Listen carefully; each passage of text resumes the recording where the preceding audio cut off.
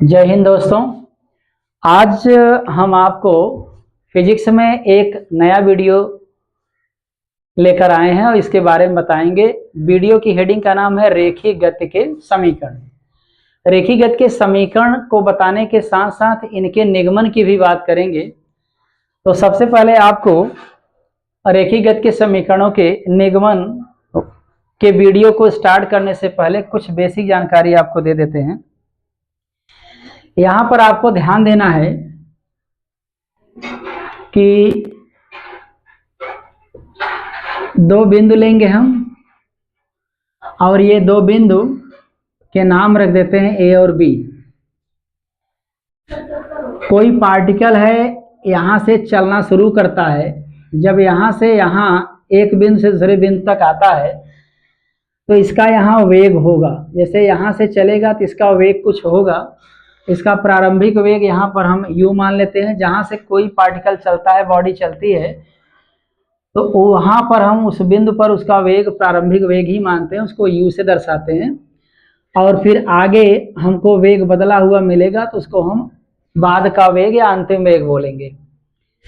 आप देख रहे हैं कि a पर प्रारंभिक वेग इसका u है और b पर इसका वेग v हो गया।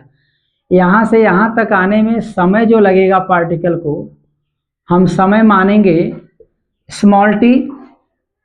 यहाँ से यहाँ तक पूरा आने में, जब तक ये पार्टिकल यहाँ से चलेगा नहीं तब तक समय की गणना नहीं करेंगे। तो जब चलना शुरू करेगा तो समय की गणना शुरू हो जाएगी। जब यहाँ पर रहेगा इस बिंदु पर तो इस समय इसका प्रारंभिक जो समय है हम 0 मानेंगे। और जब यहाँ पहुँचेगा तो समय इसका बदल जाएगा। इस समय को हम t2 मान लेते हैं और t2 जो समय है यहाँ से यहाँ तक आने में जो लगा है उसी की बात करेंगे। तो आपने देखा कि यहाँ पर समय मैंने कैलकुलेट किया 0 सेकेंड था और यहाँ पर समय मैंने इस बिंदु पर माना स्मॉल t है। इसको t1 और इसको t2 से रिप्रेजेंट करेंगे। दो बिंदुओं के बीच अगर वेग बदला हुआ है तो कुछ न कुछ त्वरण जरूर होगा। उसको त्वरण मैंने मान लिया स्मॉल ए। पार्टिकल का त्वरण मैंने स्मॉल ए मान लिया। तो इस प्रकार से इस चित्र के माध्यम से, इस फिगर के माध्यम से हम गति के पहले समीकरण का निगमन करेंगे। तो चलिए पहले समीकरण का निगमन करें, गति के प्रथम समीकरण का। अच्छा, एक बात और बता दें, गति के समीकरणों के निगमन की दो विधियां होती हैं, एक सामान्य विधि और एक समाकलन विधि होती है। तो मैं इस फिगर के माध्यम से आपको सामान्य विधि से गति के समीकरण के निगमन करवाएंगे हम। तो गति का प्रथम समीकरण जो है आपको बता दें, ये है v बराबर u plus A T. v बराबर u प्लस ए टी। इसी गति के समीकरण का हम निगमन करवाएंगे। लास्ट में आप देखेंगे ये गति का प्रथम समीकरण आ जाएगा। तो चलिए अब वीडियो की शुरुआत करते हैं। प्रथम समीकरण के निगमन की बात कर रहे हैं तो इसी का निगमन करेंगे हम। देख लीजिए ध्यान से। आप जानते हैं कि त्वरण बराबर होता है वेग परिवर्तन बटे समयांतराल। वेग परिवर्तन बटे समयांतराल। वेग परिवर्तन में अंतिम वेग माइनस प्रारंभिक वेग किया जाता है और समय अंतराल में अंतिम समय माइनस प्रारंभिक समय। आपको एक बात यहां बता दें कि डेल्टा v बराबर होगा v माइनस u और डेल्टा t बराबर होगा t2 माइनस t1। अब यहां पर आप इस चित्र में देख देख करके मान रख सकते हैं। v minus u same to same, t2 की जगह t लिखेंगे, t1 की जगह 0 लिखेंगे। तो a बराबर हो गया v माइनस u और बटे, यहाँ पर 0 का कोई मतलब नहीं है, t लिखेंगे और बटे 1 करके क्रॉस मल्टीप्लाई कर देंगे। तो आप इसका गुणा इसमें कराएंगे तो v माइनस u आएगा। 1 से गुणा करने पर कोई फर्क नहीं पड़ता है मान में, और a इंटू टी आ गया। आप v को यहीं रखिए, u इधर ले आइए तो u प्लस ए टी हो जाएगा। ये इसके पहले प्लस है, इसको ले आएंगे इधर प्लस हो जाएगा। आपने देखा कि गति का प्रथम समीकरण आ गया। जहां पर v अंतिम वेग u प्रारंभिक वेग, a त्वरण है और t समय या समयांतराल है। इस प्रकार से गति के प्रथम समीकरण का निगमन हो गया। ये डेरिवेशन किया मैंने। आपको जानकारी के लिए बता दें कि गति के प्रथम समीकरण का निगमन त्वरण के सूत्र से होता है और त्वरण बराबर वेग परिवर्तन बटे समयांतराल। परिवर्तन को के लिए मैंने डेल्टा यूज किया है, डेल्टा सिंबल यूज किया है, ये परिवर्तन के लिए डेल्टा यूज किया है। तो इस प्रकार से आपने देखा कि गति के प्रथम समीकरण का निगमन किस प्रकार से किया जाता है। अब हम गति के द्वितीय समीकरण का निगमन करेंगे। इसके पहले आप इसका शॉर्ट स्क्रीन लेना चाहते हैं तो ले लीजिए।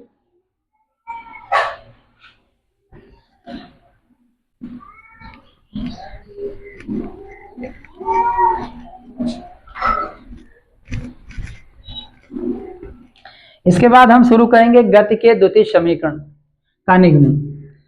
पहले आपको बता दें गति का द्वितीय समीकरण होता है S बराबर ut और प्लस हाफ AT स्क्वायर। आप देखेंगे इसी समीकरण का निगमन हम कर देंगे लास्ट में। ये सामान्य विधि से निगमन किए जा रहे हैं। चलिए एक बार उस चित्र की पुनः बात करेंगे। ये दो पॉइंट हैं A और B। यहाँ पर पार्टिकल का वेग u और यहाँ पर पार्टिकल का वेग v। यहाँ से यहाँ तक समय जो लगा है स्मॉल t यहाँ से यहाँ तक आने में, और यहाँ पर समय को कैलकुलेट किया था मैंने t1, इसको 0 मानेंगे, और ये t2 समय जो है t के बराबर है। त्वरण आप देख ही रहे हैं, त्वरण को a से और यहाँ से यहाँ तक कुछ न कुछ विस्थापन कवर किया जाएगा और उस विस्थापन को हम यस मान लेते हैं। तो इसमें और पिछले वाले फिगर में अंतर क्या है, केवल विस्थापन को मैंने यहाँ पर ऐड किया है। अगर कोई पार्टिकल एक जगह दूसरी जगह जाएगा तो कुछ न कुछ विस्थापन तो तय करवा ही करेगा, तो यहाँ पर विस्थापन को मैंने यस माना है। तो चलिए अब हम क्या करेंगे, द्वितीय समीकरण का निगमन शुरू करते हैं। आपको करना क्या है, सबसे पहले आपको औसत वेग निकालना है। सबसे पहले आपको औसत वेग निकालना है। औसत वेग अगर आप निकालते हैं, कैसे निकालेंगे औसत वेग? एक्चुअली दो वेग है, दोनों वेग जोड़ करके आप 2 से भाग दे देंगे। औसत किसी चीज का औसत निकालेंगे तो योग बटे संख्या होती है, योग बटे संख्या। असल में योग वेग जो है 2 स्थानों पर है, एक ये वेग और एक वेग ये है। इन दोनों वेगों को जोड़ करके 2 का भाग दिया। अगर 3 टाइप के वेग होते, 3 जोड़ करके, तीनों वेगों को जोड़कर 3 का भाग दे देते हम। तो चूंकि 2 ही वेग हैं इसलिए दोनों को जोड़ा, 2 से भाग दे दिया, औसत वेग निकल गया। इसके बाद आपको करना क्या है,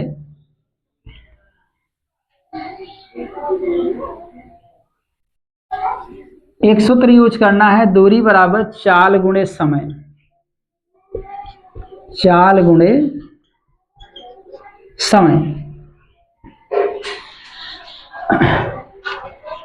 अगर इस फिगर के अकॉर्डिंग हम इसको अगर यहाँ पे यूज करें तो दूरी या विस्थापन तय किया है यहाँ पर यस। चाल आप औसत वेग रखेंगे u प्लस v, और समय यहाँ से यहाँ तक आने में t लगा हुआ है, t मैंने रख दिया। अब इसको आगे बढ़ाते हुए हम चलेंगे। u प्लस v की जगह हम गति के प्रथम समीकरण का प्रयोग करेंगे। गति का प्रथम समीकरण आप जानते हैं, v बराबर u प्लस AT होता है। तो इस v की जगह आपको u प्लस AT लिखना है यहाँ पे। तो चलिए इस v के स्थान पे u प्लस AT लिख देंगे, क्योंकि ये v के बराबर होता है। ऐसा मैंने किया, बटे 2 same to same into time यहाँ पर है। एक u 2u हो जाएगा, मतलब 2u, और AT सेम टू सेम रहेगा, बटे 2 है इंटू t। इसको आप अंदर मल्टीप्लाई कर दीजिए t को, 2ut और प्लस AT² बटे 2, इस t का गुणा कराएंगे, इसमें भी गुणा होगा, ये t इससे गुणा करेगा स्क्वायर हो जाएगा और यहाँ केवल मल्टीप्लाई करेगा, गुणा करेगा।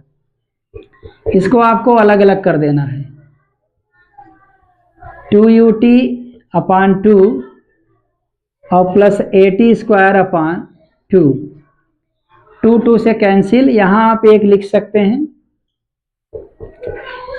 यस बराबर ut प्लस हाफ AT²।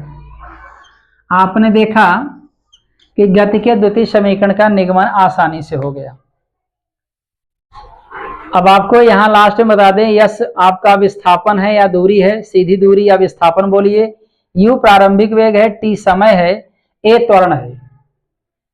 तो आपने देख लिया कि गति के द्वितीय समीकरण का निगमन किस प्रकार से किया जाता है। इसके बाद आपको हम तृतीय समीकरण का निगमन करवा देते हैं सामान्य विधि से। पहले का निगमन किया, दूसरे का निगमन किया, अब हम तीसरे समीकरण का निगमन कर देंगे। तीसरे समीकरण का निगमन करने से पहले हम आपको एक चीज बता दें, थोड़ा लोगों को कॉमन में कंफ्यूजन होता है, तो कॉमन के बारे में आपको थोड़ी जानकारी देते हैं, तब इसके बाद आगे बढ़ते हैं। जैसे ये 4 है और ये 8 है, 4 और 8 को अगर नॉर्मली जोड़ें तो 8 4 12 आएगा, लेकिन अगर हम कॉमन विधि से बोलें तो कॉमन विधि से आप सॉल्व करेंगे, 4 आपको कॉमन लेना पड़ेगा। अब 4 से आप भाग देंगे इसमें तो यहाँ पर 1 आएगा, और 8 में 4 से भाग देंगे तो आपका यहाँ 2 आएगा। 4 ये गुणा है और 2 1 3 बराबर 12 हो गया। इस प्रकार से भी 12 आएगा। और अगर हम चाहें तो कॉमन हम 8 भी ले सकते हैं, लेकिन जो मैंने रूल बताया वही करेंगे। अगर 8 कॉमन लेंगे, आप चाहे जो कॉमन ले लीजिए, देखिए रूल के अकॉर्डिंग आपका आंसर जरूर आएगा। 8 अगर कॉमन लेते हैं तो कॉमन अगर नहीं कट रहा है तो आप बटे में कर दीजिए, देख लीजिए। जो कॉमन लेंगे उसको आप हर के रूप में लिखिए, इसमें हर बनाइए और प्लस 8 बटे 8 कर दीजिए। देखिए 4 एकम 4, 4 दूना 8, 8 एकम 8, 8 एकम 8, 8 और यहाँ पर 1 बटे 2 आया और प्लस 1 आया 2। अब यहाँ आप 2 एकम 2 करेंगे, जैसे भिन्न हल करते हैं सामान्य भिन्न, 2 एकम 2, 2 आया, और इसके बाद इस 2 को इसमें जोड़ देंगे, 2 1 3 हो गया, 3 बटे 2 आया, तो 3 बटे 2 आया। आप कटा दीजिए, 2 एकम 2, 2 चौके 8। तो बताइए आपका 4 3 12 आया कि नहीं आया? आया। अगर आप इस प्रकार से भी आप इसमें कॉमन लेंगे तो भी चलेगा। अगर आप चाहें तो कॉमन आपको हम कुछ भी ले सकते, जैसे 5 कॉमन ले लेंगे तो भी हमारा आंसर आ जाएगा। देख लीजिए, मेरी मर्जी है। कॉमन यहाँ 5 अगर ले लेते हैं तो आंसर आपको लाना है रूल के हिसाब से, कटेगा नहीं तो बटे कर दीजिए, 4 बटे 5 प्लस यहाँ पर 8 बटे 5। अब आप क्या करेंगे, इसको आप जोड़ लीजिए, इसका लस 5 आएगा और ये 4 और ये 8 आया, 8 4 12 बटे 5। तो बोले 5 5 से कटा बराबर 12 आया कि नहीं आया? तो कॉमन आप स्वतंत्र हैं, कुछ भी ले सकते हैं। असल में इस समीकरण में हम यहाँ पर कॉमन लेने की बात करेंगे तो आप घबराइएगा नहीं कि कॉमन किस प्रकार से लिया गया। तो चलिए सामान्य विधि से गति के तृतीय समीकरण का निगमन करते हैं। तो किस प्रकार से होगा गति के तृतीय समीकरण का निगमन? आप प्रथम समीकरण गति का जानते हैं, v बराबर u प्लस AT होता है, ये मैंने लिख लिया। इसके बाद आप यहाँ दोनों पक्षों का वर्ग कर देंगे,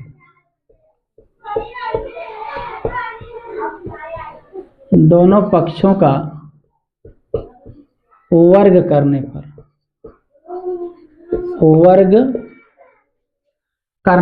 दोनों पक्षों का वर्ग करने पर, ये लिख दिया आपने। अब चलिए वर्ग करिए, v² बराबर, और यहाँ पर ये पूरे का वर्ग हो जाएगा, क्योंकि उसका वर्ग किए हैं तो इधर भी वर्ग करना पड़ेगा आपको। ये v² सेम टू सेम, इसमें क्या है, a प्लस बी का होल स्क्वायर फार्मूला लगाएंगे आप। ए प्लस बी के होल स्क्वायर फार्मूला क्या होता है, a square plus b square plus 2ab। ऐसे ना इसका स्क्वायर करेंगे प्लस इसका स्क्वायर करेंगे तो दोनों का स्क्वायर हो जाएगा, प्लस 2 लिखेंगे और इसका मल्टीप्लाई कर देंगे, U A T V square बराबर यू स्क्वायर। आप सेम टू सेम उतारिए और यहाँ पर देखिए इन दोनों में कॉमन लेना है आपको, केवल इस पद में आपको कॉमन लेना है, मात्र इस पद में। आप 2 कॉमन लीजिए और 1 कॉमन लीजिए, जबकि टी भी मिलेगा, टी कॉमन मत लीजिए। देखिए कितनी आसानी से आएगा। आप इसमें क्या करेंगे, भाग देंगे, जो आपने कॉमन लिया है उसी का क्या करेंगे, भाग देंगे आप, प्लस 2u AT/2a। इस प्रकार से कॉमन लिया तो जो कटे कटा दिए, एक से कैंसिल, 2 से कैंसिल, ए से कैंसिल। आप देख रहे हैं कि वी स्क्वायर बराबर you square plus 2a, bracket में जो आया है उसको लिख दीजिए आप, AT स्क्वायर बटे 2 आया है और प्लस UT आया है। यहाँ आप ए लिख सकते हैं, 1 लिख सकते हैं। आगे देखिएगा वी स्क्वायर बराबर यू स्क्वायर प्लस 2a, आगे पीछे लिख दीजिए, इसको इसकी जगह, इसको इसकी जगह उठा के लिख दीजिए बस, UT plus half AT square. आप जानते हैं कि ये पूरा जो मान है ये यस के बराबर होता है, क्योंकि द्वितीय समीकरण यस बराबर होता है UT plus half AT square. आप देख रहे हैं ये पूरा मान यस के बराबर है, तो इसकी जगह आप यस लिख सकते हैं, वी स्क्वायर बराबर you square plus 2a yes. आपने देखा कि यहाँ गति का तृतीय समीकरण आ गया। आपको बता दें कि v अंतिम वेग है, u प्रारंभिक वेग, a त्वरण है, s विस्थापन या सीधी दूरी है। एक बार इसको पुनः बताते हैं। आपको करना क्या है, गति का प्रथम समीकरण लिखना है, दोनों पक्षों का वर्ग कर देना है।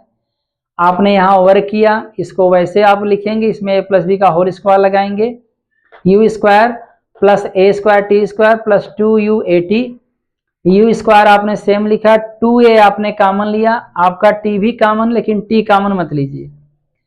तो आप ब्रैकेट में उन चीजों को लिखेंगे जो कॉमन के बाद बची हुई हैं।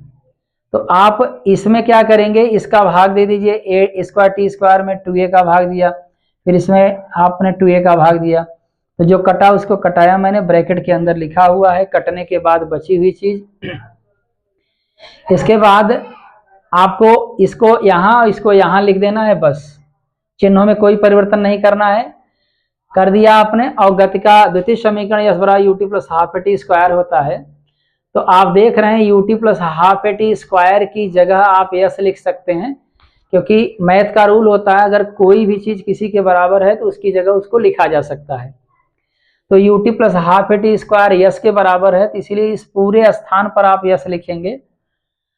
तो वी स्क्वायर बराबर you square plus 2a yes आया। इस प्रकार से आपने देखा कि गति के तीनों समीकरणों का निगमन सामान्य विधि से बड़ी आसानी से हो जाता है। उम्मीद करते हैं ये वीडियो आपको पसंद आया होगा। अगले वीडियो में एक नए वीडियो के साथ आपसे फिर मिलेंगे, तब तक के लिए धन्यवाद।